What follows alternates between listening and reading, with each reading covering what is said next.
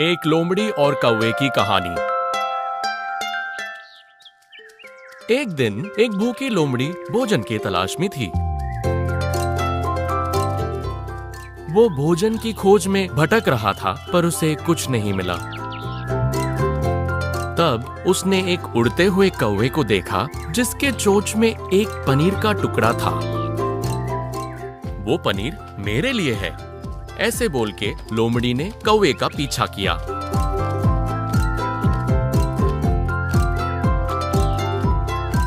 वो कौवा एक पेड़ पे बैठ के पनीर खाने ही वाला था। तब उस लोमड़ी ने कौवे को बुलाया। कैसे हो बहन जी? कौवा आश्चर्य हुआ और लोमड़ी को देखा।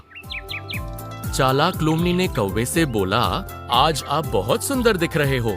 आपके पंख कितने अच्छे हैं और आपकी आंखें कितनी सुंदर हैं। आप तो बहुत सुंदर लग रही हैं, ऐसे लोमड़ी ने कहा। फिर लोमड़ी ने कहा, कृपया आपकी आवाज सुनाएंगे? मुझे पता है कि वो सबसे बेहतर होगी। फिर आपको मैं पक्षियों की रानी घोषित करूंगा। ये सुन के कौवा बहुत खुश हुआ और इस मूर्ख कौवे ने सोच भी लिया कि उसकी आवाज मीठी और सुंदर भी है। उस कौवे ने अपना सिर उठाया और कौ करने लगी। पर जब उसने अपना मुंह खोला, तब वो पनीर का टुकड़ा नीचे गिर गया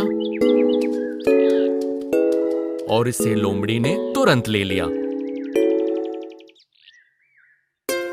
फिर लोमड़ी ने बोला, अरे मूर्ख कौवे, कभी भी प्रशंसा करने वालों पे भरोसा मत करना। कौवे को अपनी गलती एहसास हुई और वो लोमड़ी चली गई।